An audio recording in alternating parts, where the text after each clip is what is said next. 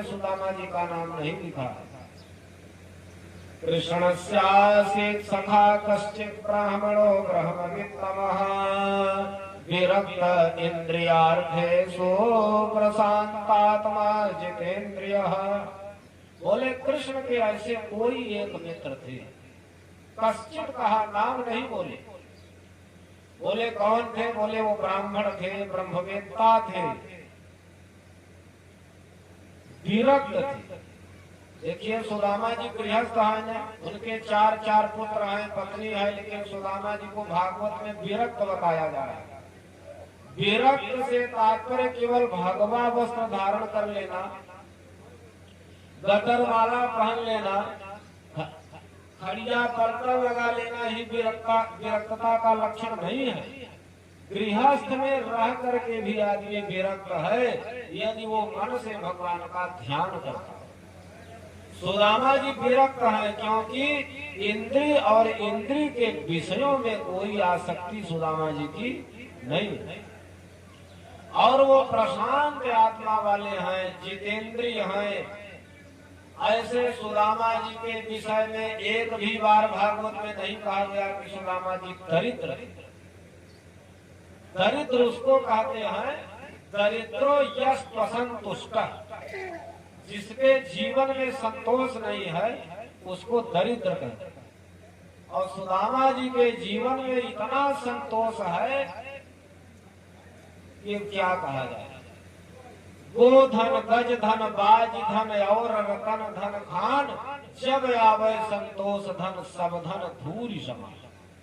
सुदामा जी के जीवन में इतना संतोष है कि उन्होंने 50 साल गरीबी झेला और 50 साल श्री कृष्ण नाम का जप किया, और भगवान से उन्होंने कुछ भी नहीं मांगा। इसलिए सुदामा जी को एक भी बार भागवत में दरिद्र नहीं कहा गया। इनकी पत्नी को दरिद्रा कहा गया क्योंकि उनकी कामना रहती थी, दरिद्रासीदमाना सामेपमानाभिगम्य च। इनकी पत्नी जो सुशीला थी वो दरिद्रा है, वो अपने पुत्रों के दुखड़े से कांपती रहती है, भयभीत रहती है, लेकिन सुदामा जी के विषय में दरिद्र नहीं कहा। ऐसे सुदामा जी की जो पत्नी सुशीला जी हैं, अनेकों बार सुदामा जी को कहा कि द्वारकाधीश आपके मित्र हैं और राजा हैं, आप उनकी सभा में जाइए, उनसे धन मांगिए, लेकिन एक भी बार सुदामा जी भगवान के यहाँ नहीं गए, क्योंकि सुदामा जी का और भगवान का दो रिश्ता है, एक भक्त भगवान का और एक मित्र का। भक्त तो भगवान के यहाँ कभी भी किसी भी समय जा सकता है, लेकिन एक मित्र जब उसके ऊपर विपत्ति हो तो मित्र के यहाँ नहीं जाना चाहिए। इसलिए सुदामा जी नहीं जाते। ऐसे सुशीला ने उनको कई बार कहा कि आप जो है द्वारकाधीश आपके मित्र हैं, चले जाइए। इस बार जो है सुशीला ने सुदामा जी से क्या कहा, स एवं भार्यया विप्रो बहुशः प्रार्थितो मृगो अयम हि परमो लाभ उत्तम श्लोक दर्शनम। हे पतिदेव, वैसे तो सुशीला ने अनेक बार प्रार्थना करके अपने पति को द्वारकाधीश के पास, श्री कृष्ण के पास भेजने की प्रार्थना किया, लेकिन धन की कामना से भेज दी। अब इस बार सुशीला ने क्या कहा कि आप धन मांगने न जाइए, अयम ही परमो लाभ उत्तम श्लोक दर्शन। आप जाकर के उत्तम कीर्ति भगवान का दर्शन कर आइए। और जब यह बात सुशीला ने बोला तो आज जो है सुदामा जी ने अपने पत्नी का दूसरा नाम दिया, क्या, कल्याणी। बोले अरे कल्याणी, तुमने तो मेरा कल्याण कर दिया, तू मेरी धर्म पत्नी है। पत्नी जब प्रेरित करती है तब पति जो है धर्म पति बनता है और वो धर्म का अनुसंधान करता है। इसलिए आज जो है सुदामा जी कल्याणी कह करके अपनी पत्नी को बुला रहे हैं और कहते हैं अप्यष्टिवायनम किंचित गृहे कल्याणी दीयताम। हे कल्याणी, भगवान तो हमारे मित्र भी हैं अब मित्र के यहाँ, राजा के यहाँ मंदिर में पत्नी जब घर से बाहर हो, ज्योतिषी के पास, वैद्य के पास खाली हाथ नहीं जाना चाहिए। राजा देवो गुरुर भार्या वैद्यो नक्षत्र पाठक रिक्त पाणिर न गंतव्य तत्र कार्यम न सिद्ध्यति। इसलिए हे कल्याणी, कोई उपहार की वस्तु हो तो हमको दो। अब उपहार की कोई वस्तु तो थी नहीं। सुदामा जी की पत्नी गई भिक्षा मांगने के लिए, 4 घरों में भिक्षा मांगने के लिए गई। अब भिक्षा कितनी मिली? 4 मुट्ठी। आप लोग सब पढ़े लिखे हैं, कल्पना करिए कि अगर 4 मुट्ठी सुशीला को एक घर से भिक्षा मिल जाती तो वो 4 घरों में क्यों जाती? पहले भी ब्राह्मणों को बड़े कठिनाई से धन मिलता था और ऐसे गरीब ब्राह्मणों को कोई देखना नहीं चाहता। 4 घरों में सुशीला जी गई, एक मुट्ठी चावल लोग देते थे। और सुदामा जी का नियम था 5 घर से अधिक भिक्षा नहीं मांगते, जितना मिल जाए उतना। तो किसी के घर का चावल छोटा, किसी के घर का चावल टूटा, किसी के घर का चावल मोटा और किसी के घर का चावल टूटा माने छोटा। ऐसे 4 मुट्ठी चावल को सुशीला लेकर के आई और एक फटा चिथड़ा चैल खंड था, उसी में बांध दिया। और उसी में सुशीला जी ने, अच्छा ये 4 मुट्ठी चावल के बहाने सुशीला ने भगवान के पास क्या संदेशा भेजा? मानो भगवान को प्रिय लगने वाली वस्तु पत्र पुष्प फल जल भेज दिया। मानो सुशीला ने 4 मुट्ठी चावल के बहाने धर्म अर्थ काम मोक्ष को भेज दिया। 4 मुट्ठी चावल के बहाने सुशीला ने मानो भगवान के पास इहा मुत्रात फल भोग विराग नित्यानित्य वस्तु विवेक समदमादि साधन संपन्नत्व मुमुक्षत्व सब कुछ भेज दिया। और उसी में सुशीला ने एक पत्र लिख करके रख दिया। एक पत्र लिख करके सुशीला ने लिख दिया। क्या लिखा? ये कमास तो पाख में तो ये एकादशी हो, मेरे घर गोपाल जी नित्य एकादशी हो। 1 महीने में 2 पक्ष होता और दोनों पक्षों में तो एकादशी होती है। लेकिन हे गोपाल जी, हमारे घर में तो रोज एकादशी है। हमारे पुत्र भूखों सो जाते हैं, पानी पी करके सो जाते हैं। भगवान ने इस पत्र का उत्तर बाद में लिख करके भेजा कि होने थी सो हो गई, बहुरी नए सो होए, और भाभी तेरे गेह में नित्य द्वादशी हो। प्रारब्ध होनी बहुत विचित्र होती थी, ये हो गई। अब जो है आपके यहाँ एकादशी कभी नहीं होगी, प्रतिदिन द्वादशी होगी। आपके यहाँ उत्सव होगा। भगवान ने भी उस पत्र का उत्तर लगा करके भेजा। ऐसे सुदामा जी के जीवन में एक कमी थी। क्या? वो 50 वर्ष तक गरीबी झेलते रहे। श्री कृष्ण श्री कृष्ण श्री कृष्ण इस नाम का जप करते रहे, लेकिन अब तक सुदामा जी ने भगवान से कोई संबंध जोड़ा नहीं। मित्र मित्र थे। जीव को भगवान से संबंध जोड़ लेना चाहिए, और सुदामा जी ने यही कमी किया। या तो मित्र मित्र का संबंध जोड़ लेते, या तो भक्त भगवान का संबंध जोड़ लेते, कोई भी संबंध भगवान से जोड़ लेते। आज जाकर के वो भगवान से संबंध जोड़ने के लिए चल देते हैं। तो दयालो दीन हो, तो दान हो भिखारी,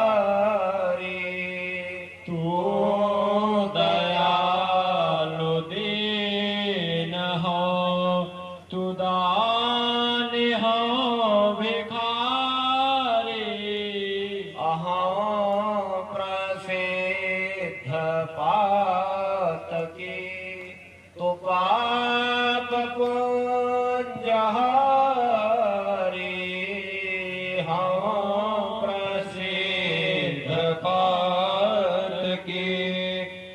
पाप पुंज हारी। तो दयालु दीनहु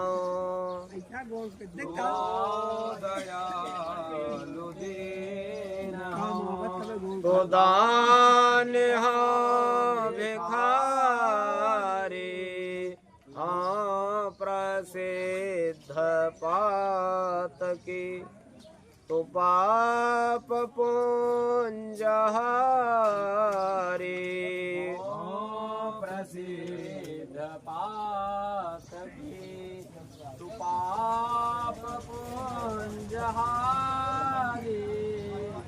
अनाथ तो अनाथ कौन मोसो अनाथ तो अनाथ कौन मोसो। समान यारत नहीं आरती हर तो सो समान आरती नहीं आरती हर तो सो। तू दयालु दीनहु तो दयालु दीनहु तो दानी तो हो जीव तो हो ठाकुर हो चेरो ब्रह्म तो हो जीव हो तो ठाकुर हो चेरो। अतात मात गुरु सखा तो सब विधि तो मेरो दात गुरु सखा तुम सब विधि मेरो। तू दयालु दीनहु तो दयालु दीनहु अतो ही महिनाते अनेक मानिए जो भावे तो ही मोहिनाते अनेक मानिए जो भावे।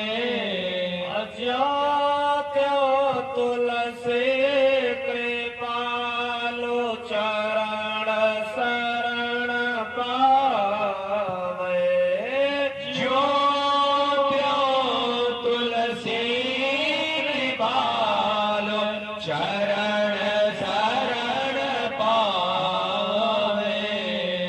तो दयालु दीनहु तो दयालु दीनहु प्रेम से बोलिए भक्तवत्सल भगवान की जय हो।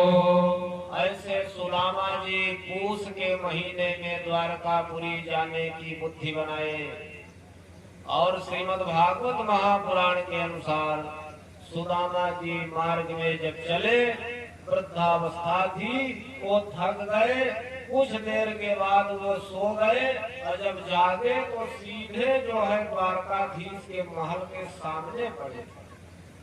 ये भागवत के अनुसार है। और जो है नरोत्तम जी जो बहुत बड़े कवि हैं उन्होंने कुछ दूसरे हिसाब से वर्णन किया है वो भी सही है। और वहां पर जब गए तो भगवान वासुदेव पलंग पर भगवती रुक्मिणी के साथ बैठे हुए और अपने मित्र को देख करके भगवान आए। भगवान ने दौड़ करके सुदामा जी का गाढ़ा लिंगन किया। भगवान जल्दी आलिंगन अपना किसी को प्रदान नहीं करते। जिसको अपना आलिंगन दे दे मानो सब कुछ दे दे। और जिस समय भगवान ने दीन बंधु कह करके ब्रह्म बंधु कह करके सुदामा जी का गाढ़ा लिंगन किया। सुदामा जी ब्रह्मानंद परिप्लुत थे, उनको ब्रह्मानंद के समान आनंद मिल रहा था। भगवान तीनों लोगों के स्वामी सुदामा जी को अपने पलंग पर बैठाए और भगवान स्वयं उनके चरणों के नीचे बैठे। भगवती रुक्मिणी जी जो साक्षात लक्ष्मी है, सुदामा जी को पंखा झल रही है, नारायण आरती उतार रहे हैं, ब्रह्मा जी वेद मंत्रों का उच्चारण कर रहे हैं, बृहस्पति जी विधि का संपादन कर रहे हैं और चारों वेद जो है व्यवस्था में लगे हैं।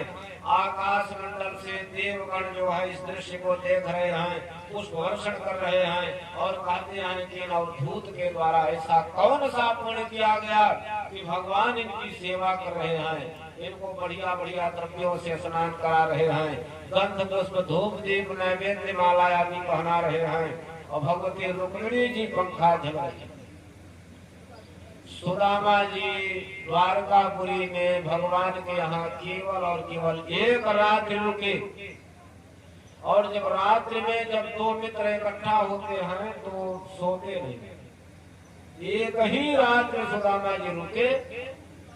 भगवान ने पूछा कि आपने अपने सदृश विवाह किया कि नहीं किया? सुदामा जी कुछ नहीं बोले। नहीं बोले तो मौनम स्वीकार लक्षणम, यही जो है स्वीकृति का लक्षण है। भगवान समझ गए कि इनका विवाह हो गया। इसके बाद रात्रि भर गुरुकुल की चर्चा चलती रही और गुरु जी की सेवा को भगवान श्री कृष्ण ने सर्वोपरि बताया कि जितना मैं गुरु के सेवन से, गुरु की सेवा से प्रसन्न होता हूँ, उतना किसी कार्य से प्रसन्न नहीं होता। इसके बाद सुदामा जी ने कहा कि तुम कितने बुद्धिमान थे कि 64 दिनों में 64 कलाएं सीख लिया, संपूर्ण रहस्यों के साथ गुरु जी से संपूर्ण विद्याएं सीख लिया। इस प्रकार रात्रि भर केवल गुरुकुल की चर्चा चलती रही। सवेरा हुआ, सुदामा जी चलने को तैयार हुए। भगवान 3 बार सुदामा जी के अंतःकरण में प्रविष्ट हुए कि देखें ये किस कामना से हमारे पास आए, और एक भी कामना सुदामा जी के अंदर नहीं मिली।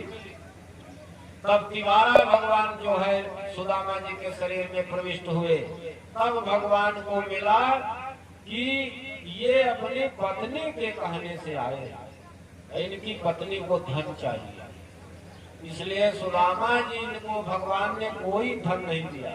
जो भी धन दिया इनकी पत्नी को दिया, क्योंकि कामना इनकी पत्नी की। और इसके बाद भगवान का एक नाम है विश्व। भगवान ने पूछा कि क्यों भाभी जी ने हमारे लिए कुछ भेजा? ये 4 मुट्ठी चूड़ा जो है अपने कांख में दबाए हुए फटे पुराने चैल खंड में लज्जित हो रहे। भगवान ने गुदगुदी करके उसको निकाला, 1 मुट्ठी खाए और जो है 1 लोग दे दिया। दूसरी मुट्ठी खाने लगे तो भगवती रुक्मिणी जी ने हाथ पकड़ लिया कि आप भी कहीं रहोगे कि सब इन्हीं को दे दो। भगवान का एक नाम है विश्व। विष्णु सहस्त्र नाम में भगवान का पहला नाम है विश्व। ओम विश्वम विष्णुर्वखटकारो भूत भव्य भूत। ऐसे भगवान विश्व ने 1 मुट्ठी चावल क्या खाया, पूरा विश्व डकार मार गया, सब तृप्त हो गए। इसके बाद सुदामा जी जाने लगे। भगवान की सभी पत्नियां सुदामा जी को प्रणाम करने आई। रुक्मिणी मैया आई, सत्यभामा जी आई, जाम्बवती जी आई, कतवृंदा आई, लक्ष्मणा आई, सब आने लगे और जो है प्रणाम करने लगे। सुदामा जी आशीर्वाद देते, सौभाग्यवती भव, पुत्रवती भव, पति प्रिया भव, प्राण प्रिया भव। देखा कि यहाँ तो लाइन लगी हुई है। भगवान से पूछे कि क्यों सब अपनी ही है कि किराए के आए हो? भगवान ने कहा कि सब अपनी ही है। कहा कि इतने विवाह तुम्हारे हैं और किसी भी विवाह में हमको नहीं बुलाया। भगवान ने कहा मित्र बात यह है कि हमारे किसी भी विवाह की तारीख निश्चित नहीं, ऐसे आकस्मिक में ही विवाह हमारा तय हो जाता था। हमारे सभी विवाहों में युद्ध होता था, हम झगड़ा करके पत्नी जीत करके लाते थे, इसलिए हम किसी को निमंत्रण नहीं देते। अब भगवान की 16,108 पत्नियां जब सुदामा जी को प्रणाम करने के लिए आने लगी तो सुदामा जी अस्थि पंजर मात्र है, शरीर में कुछ दम है नहीं। अब वो लंबा आशीर्वाद नहीं दे रहे हैं, सौभाग्यवती भव, पति प्रिया भव, प्राण प्रिया भव, पुत्रवती भव। अब वो केवल भाव भाव भाव बोल रहे, केवल भाव बोल रहे। इसके बाद भी उनको लगा कि आशीर्वाद देते देते ही हम साफ हो जाएंगे।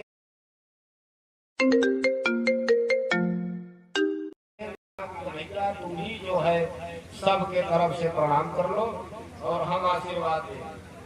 ऐसे सुदामा जी जब अपनी राजधानी सुदामापुरी आए तो जैसे द्वारकापुरी थी वैसे सुदामापुरी हो गई। सुदामा जी को भ्रम हो गया कि कहीं मैं मार्ग भटक करके पुनः तो द्वारकापुरी नहीं चला गया। फिर इनकी पत्नी दिखाई पड़ी। सुदामा जी सब समझ गए कि जो है ये सब भगवान की कृपा है और वो रुदन करने लगे कि प्रभु आपने हमको ऐश्वर्य क्यों दिया, हमको तो जो है दरिद्रता ही थी। मैं आपका ध्यान हे प्रभु भूलो नहीं, यही हमको वरदान दीजिए।